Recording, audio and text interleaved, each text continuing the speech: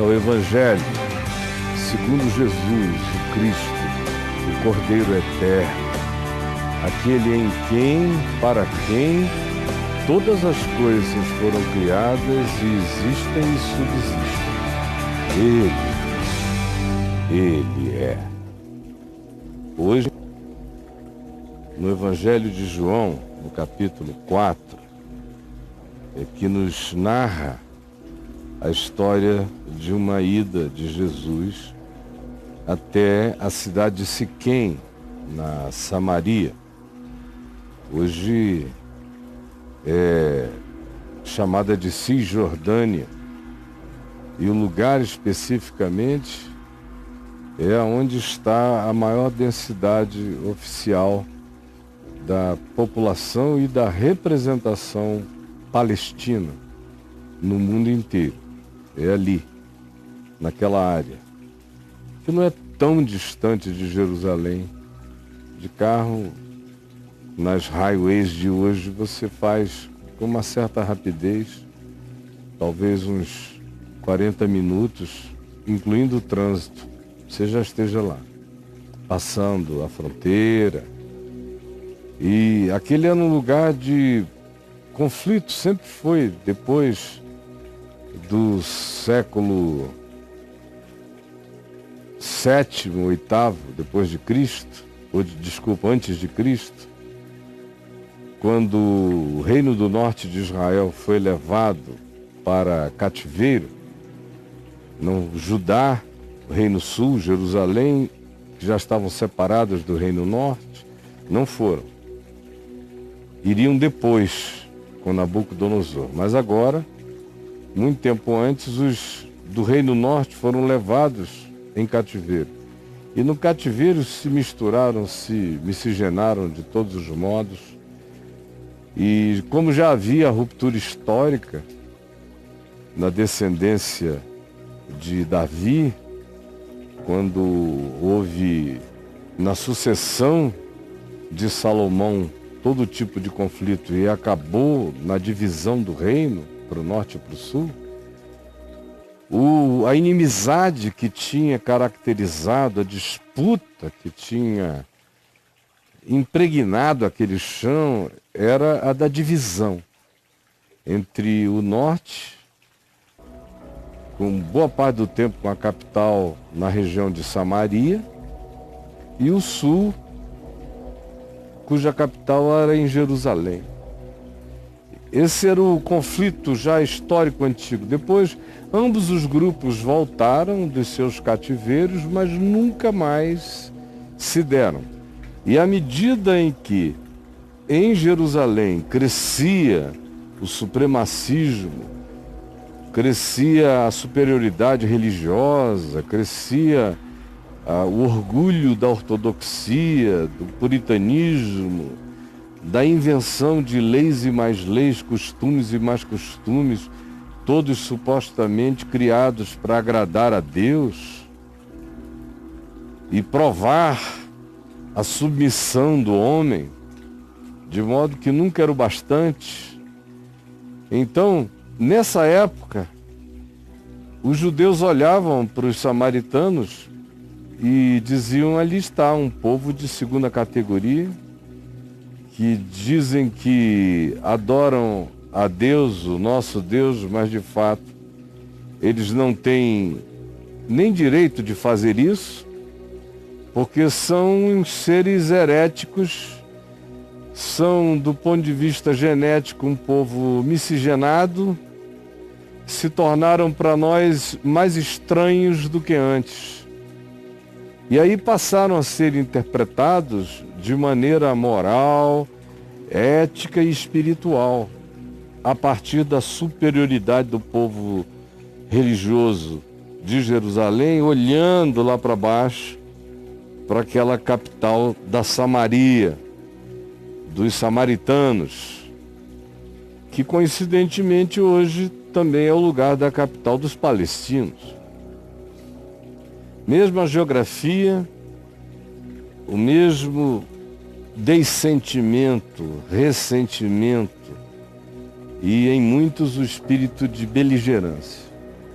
Então o texto diz que naqueles dias, por aquelas razões, não se usava o caminho de Samaria. Era um caminho a ser evitado por um judeu, e Jesus era judeu, nascido em Belém da Judéia, da descendência do rei Davi. Não convinha atravessar um território tão minado, tão conflituado, tão difícil, criado na expansão da sua dificuldade, não pelos samaritanos perseguindo aos judeus, mas sim pelos judeus, perseguindo ou menosprezando, ou banindo ou exilando os samaritanos. Jesus, no entanto, imagina e pensa que para ele era necessário atravessar a Samaria, para ele, Jesus.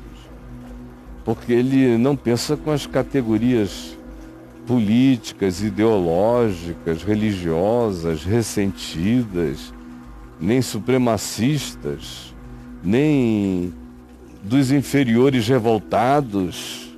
Não.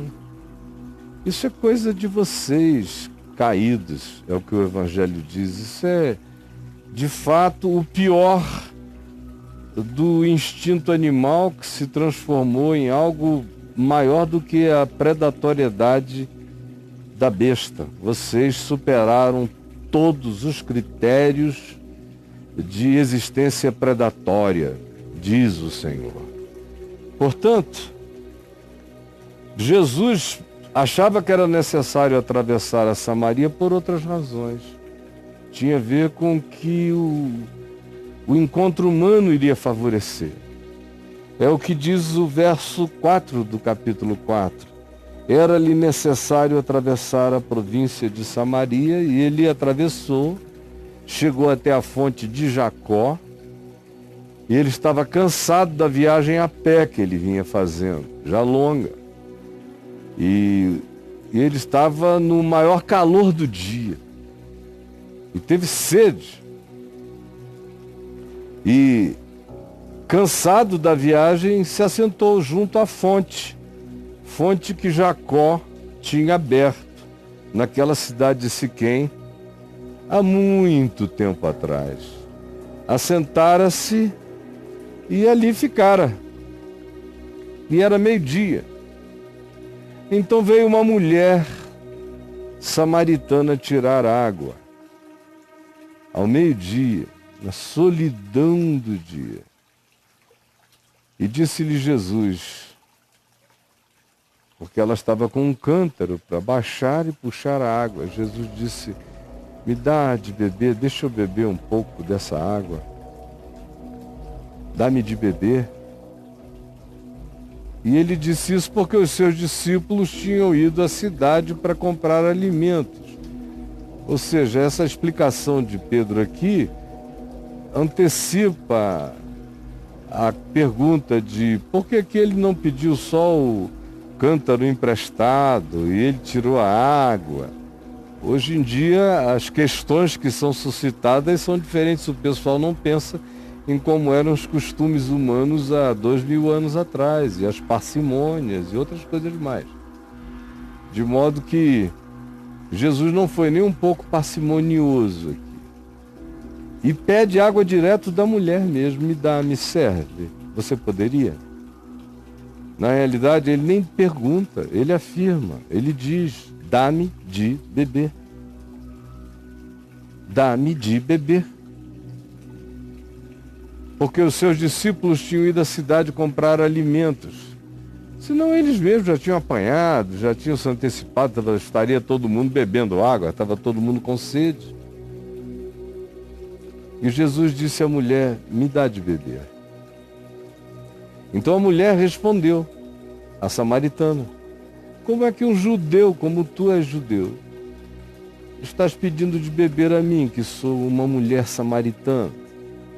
Por causa desse ódio, dessa inimizade secular que havia entre os irmãos que tinham se afastado, entre o reino sul e o reino norte do mesmo Israel. Como Isso não acontece. Não acontece de um judeu pedir ajuda. Porque conquanto ele tivesse dito dá-me de beber, o dá-me de beber expressava uma necessidade, sede, carência, ajuda. Como? Ela achou muito estranho que aquele judeu estivesse falando com ela, que era uma mulher samaritana, e pedindo água, pedindo vida, pedindo ajuda, pedindo o socorro dela para com ele naquele momento imediato. Ele não ia morrer de sede, mas naquele momento ela era a salvadora da necessidade dele. E a mulher fica em estado de perplexidade. Então Jesus responde: não fica evocando essas loucuras da história, dos seres machucados e ressentidos pelo seu próprio orgulho e vaidade. Não, porque se tu conhecesses mesmo o dom de Deus, a graça de Deus, e o que está acontecendo agora, enquanto eu te peço de beber, se tu soubesses o que está em processo, e quem é esse que está diante de ti, que é muito mais do que um judeu, muito mais. Se tu soubesses quem é esse que te pede socorro, como o anjo que não conseguiu vencer Jacó, se tu soubesses quem é esse que fala contigo e te pede a ajuda da água e que te diz dá-me de beber, tu lhe pedirias a esse que te solicita e ele te daria da água viva, da fonte de Guion, aquela água de esguichos. Fonte dos esguichos. Essa foi a resposta de Jesus. E ela então replicou e disse: Senhor, tu não tens cântaro e o poço é fundo. Onde é que está guardada essa tua água viva? Onde é que tu tens ela? Do lado de fora do espaço-tempo é que não é. Tu estás falando de que dimensão e de que água viva? De que esguicho, de que fonte viva de Guion, que brota? Afirmou-lhe Jesus: quem beber desta água, desse poço de Jacó, tratado de maneira religiosa, sagrada, quem beber dessa água vai voltar todo dia para beber mais, porque voltará a ter sede. Voltará a ter sede. Aquele, porém, que beber da água que eu lhe der, nunca mais terá sede. Para sempre. Nunca mais terá sede. Para sempre. Pelo contrário. Aí ele vem com a imagem do templo de Ezequiel 47, aquele templo que esguicha as águas da vida do altar, águas que curam tudo pelo caminho. É esse mesmo espírito que depois Jesus vai explicitar mais adiante no correr da história e da narrativa. Não desta, mas de uma outra, já no fim do seu período de vida e de testemunho humano. Então, Jesus disse a ela: quem beber desta água tornará a ter sede.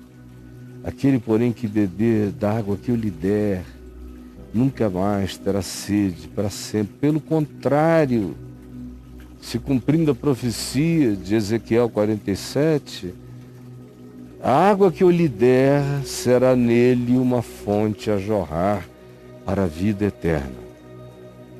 Disse-lhe a mulher, a samaritana, só os dois sentados à beira do poço, no maior calor do dia: Senhor, dá-me dessa água. É interessante que, em momento algum, houve espaço para a mulher parar, porque a sede dela que era inimaginável. Ela não conseguiu mais parar. Quando Jesus disse, eu tenho água viva, ela não conseguiu mais parar. O assunto de como tirar água do poço de Jacó, ou disso ou daquilo, acabou. Jesus perdeu a sede. E a mulher disse, é aqui que eu vou beber. Esse assunto sai. Essa questão desaparece. A mulher pede daquela água sempre.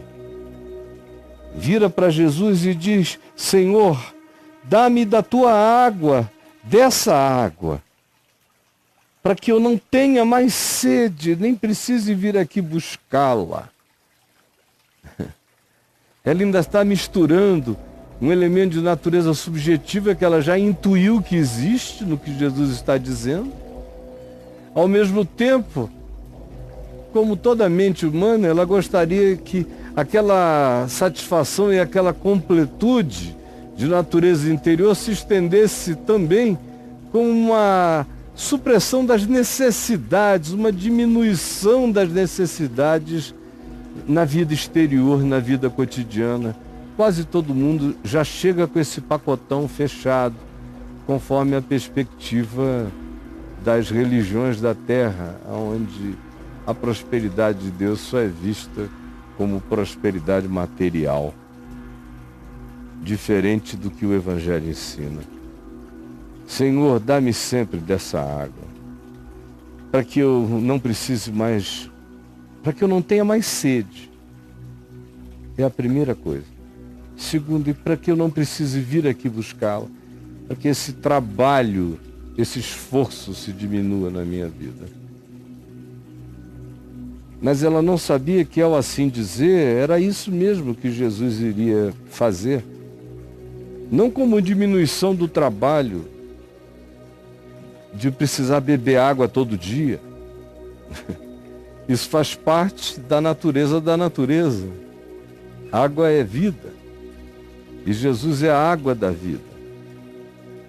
Mas o que aconteceria é que qualquer que fosse a outra sede que ela tivesse necessidade de suprir, uma vez bebendo daquela água essencial que Jesus tinha para oferecer, as outras sedes se despotencializariam.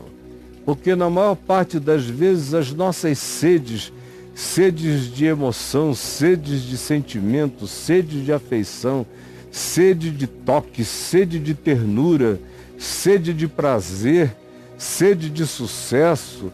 Nossas muitas sedes são exacerbadas, são aumentadas, são exageradas, ficam imensas, porque nós nunca tivemos a sede essencial, a sede de Deus, a sede do sentido da vida, satisfeita e atendida. E quem não bebeu dessa água essencial, exacerba todas as muitas outras sedes que possui. Sempre foi, sempre será assim. Você pode psicologizar do jeito que quiser, mas o resultado é esse. Senhor, dá-me dessa água, para que eu não mais tenha sede e possa quebrar esse ciclo angustioso da procura do não basta. Por favor, me socorre. Me dá. Jesus tinha dito, dá-me de beber. Ela faz um pedido, me dá da tua água. Então Jesus lhe respondeu, vai, chama teu marido e vem cá. Chama teu marido. Eu vou dar para vocês dois. Aí então a mulher, ao ouvir aquilo, disse, eu não tenho marido. Então Jesus olhou para ela e lhe respondeu, é verdade o que tu disseste sobre tu não teres um marido.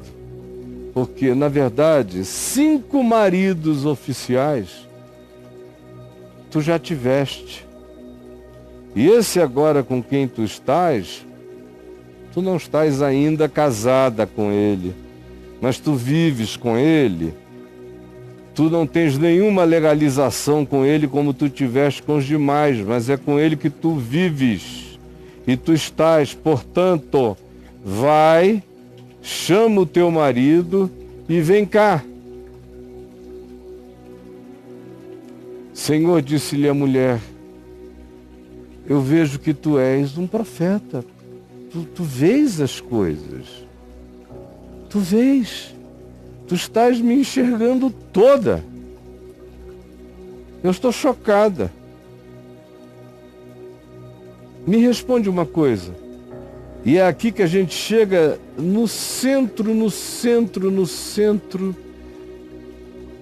desse diálogo. A maioria o posiciona lá no poço, no pedido de água e no discurso, no diálogo sobre a metáfora da água, que, é claro, ocupa uma dimensão de natureza essencial. Mas a grande proposta de libertação vem agora, porque lembre, a pergunta, o pedido da mulher é para que eu não mais tenha sede.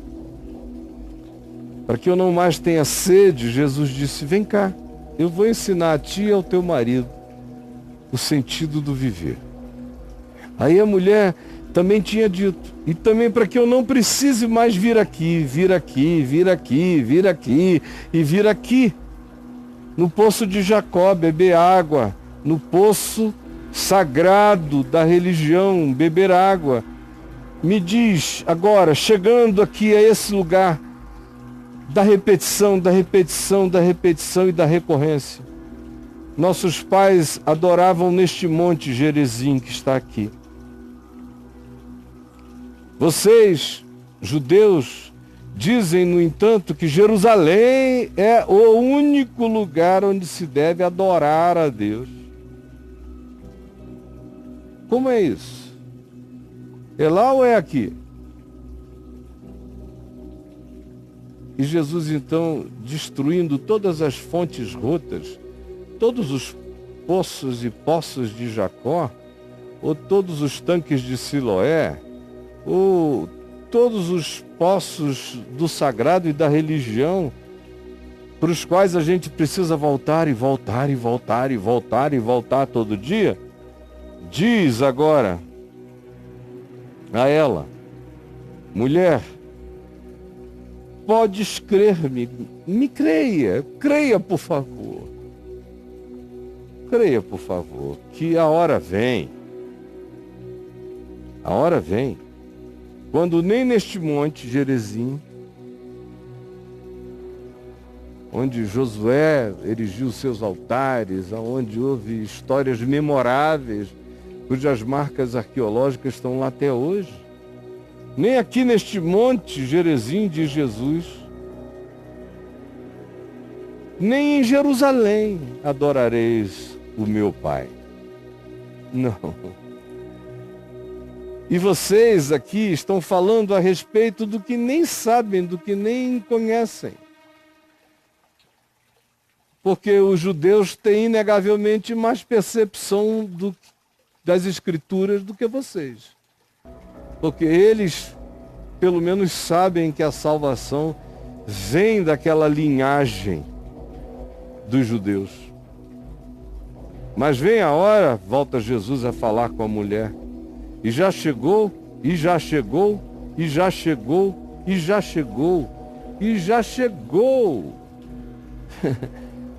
Ele disse, desde que eu entrei no mundo, essa era foi inaugurada, essa hora vem e já chegou, olha eu aqui.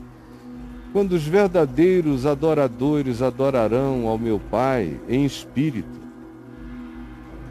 não mais em Jerusalém, nem no Monte Gerizim. Eu estou indo a Jerusalém daqui a alguns poucos dias, dia 22. Mas eu não vou lá adorar. Eu sou o santuário, o Espírito Santo habita em mim, eu vivo com ele, nele. O cultuo em mim, o lugar onde se deve adorar é em mim, é em espírito.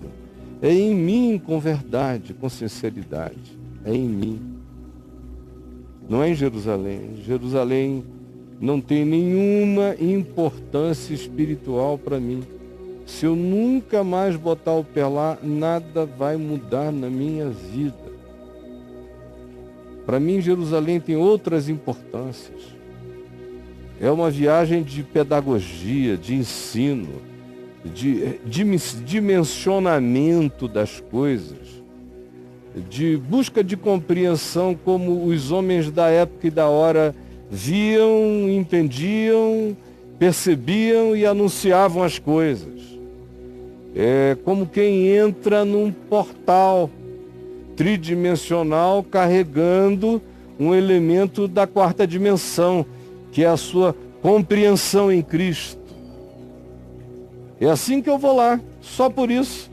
Todo ano também eu tento ir ao Monte Gerizim, gosto de ir a Siquém. Este ano irei, se Deus quiser. Mas não vou adorar. Eu sou adoração a Ele, em Cristo, o meu Senhor. Então, não há um lugar onde se deve adorar, exceto o ser que pode adorar, que é aquele que adora, porque anda com consciência da dimensão espiritual e dos valores espirituais e vive na busca da verdade, da sinceridade no seu próprio coração, para com Deus e para com o seu próprio. Esses são os adoradores. E essa hora chegou, Jesus disse. Aliás, nunca foi de outro modo, sempre foi assim. Só que agora, olha para mim. Deus está aqui. Essa hora chegou.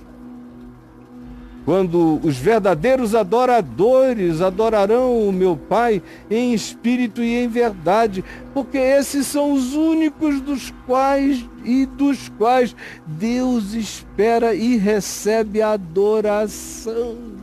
São os únicos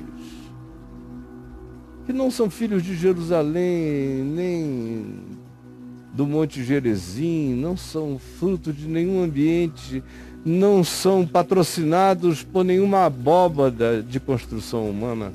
Eles são o santuário. Deus habita neles. Então, a hora já chegou e os adoradores que Deus procura, e guarde essa palavra procura para seus adoradores, são esses. Porque Deus é espírito. Pervade tudo, está em tudo, age por meio de todos. Deus é espírito. Porque Deus é espírito. E importa que os seus adoradores o adorem em espírito, na consciência contínua da fé, sabendo que eles existem em Deus, que eles são um flagrante permanente, que eles comem, bebem, respiram, vivem, existem em Deus. Deus procura essas consciências que vivem com essa verdade, que traduzem essa percepção num modo de viver, de olhar, de tratar, de interpretar e de ser. Eu sei, respondeu a mulher.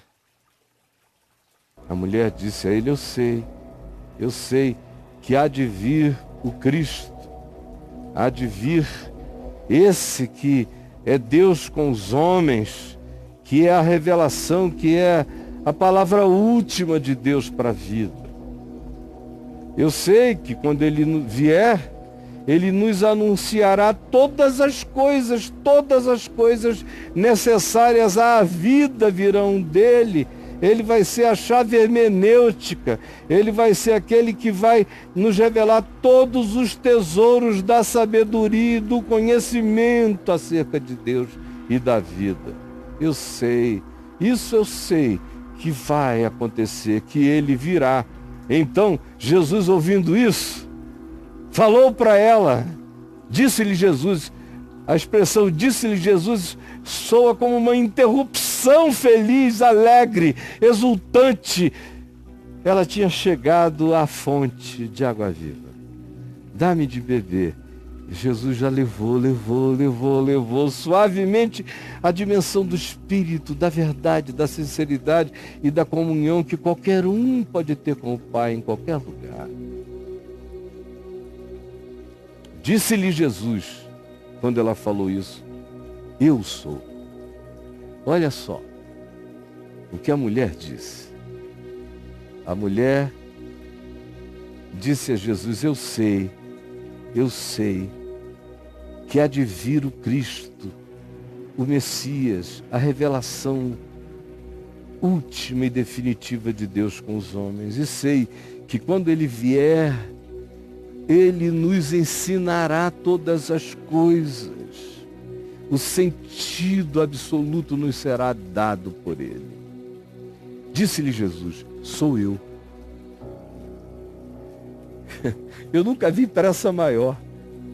Disse-lhe Jesus, eu o sou, que de fato é a expressão de Deus a Moisés. Quando me perguntarem quem me enviou, quem eu direi que me enviou? E Deus disse, eu sou o que sou, te enviou. Eu sou. Jesus disse, eu sou. Eu que falo contigo. Você está vendo?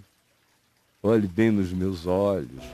Olha como o poço é infinito e como a água borbulha para a vida eterna.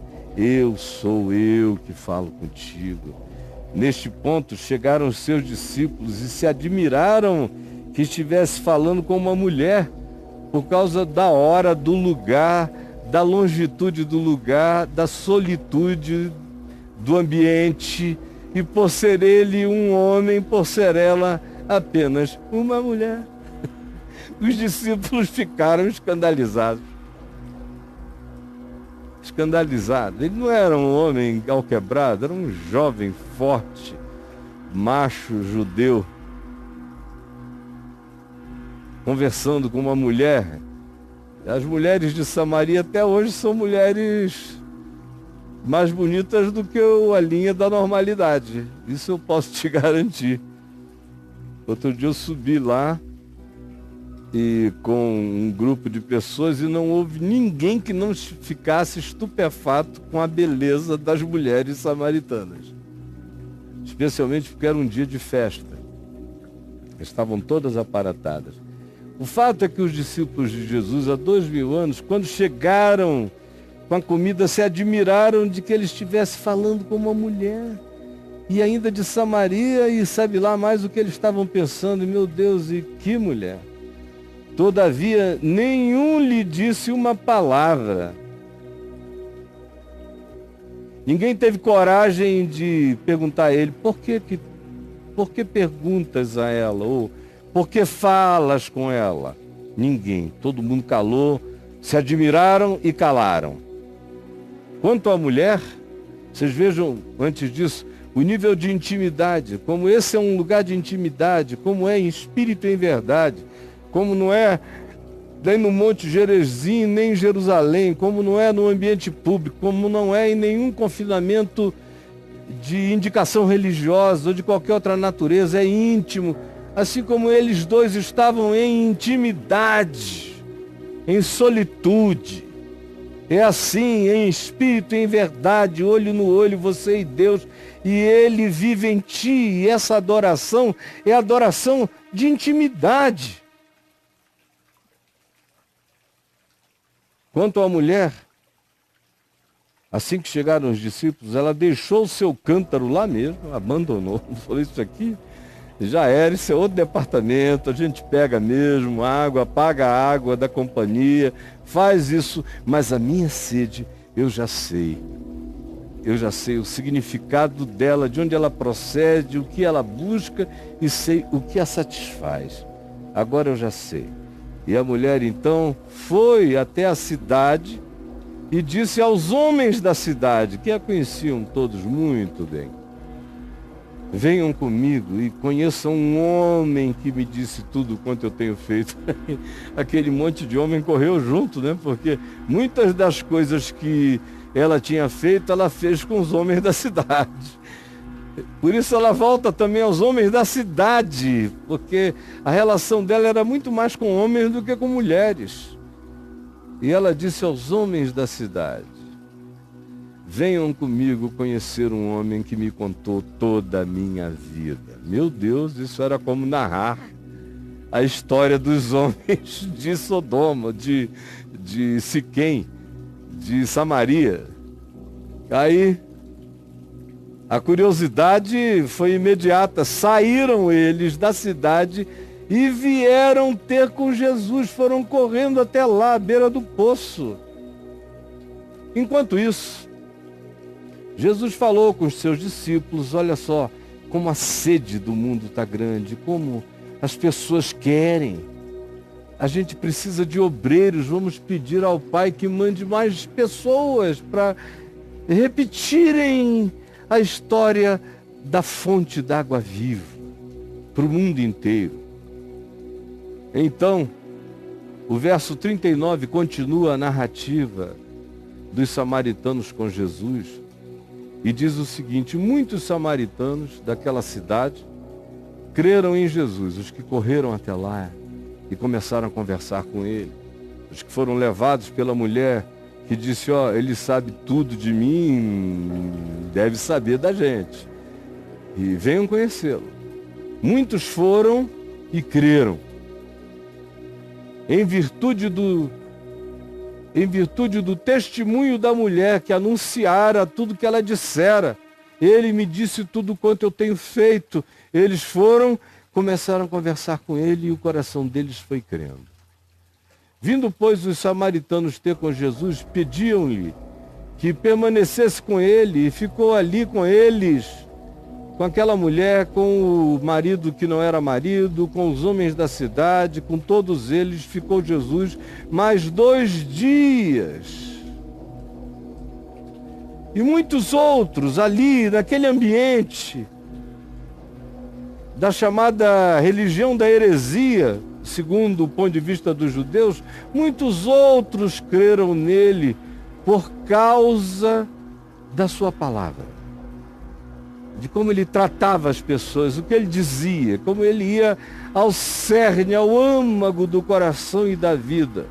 Muitos creram e diziam agora eles próprios: a mulher que primeiro os chamara para conhecerem a Jesus, já agora eles 2 dias depois diziam à mulher: já agora não é pelo que tu nos disseste que nós cremos nele. Porque muitas vezes a fé vem por causa de um testemunho, ou por causa de alguém que, em tendo experimentado certa graça, provoca em nós, no mínimo, uma curiosidade espiritual. E a gente vem e muitos ficam e creem. Já agora não é pelo que tu nos disseste que nós cremos nele, mas porque nós mesmos temos ouvido.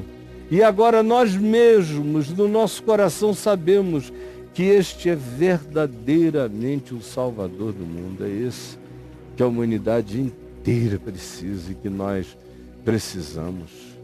Jesus está aqui, dito, narrado, contado, explicado.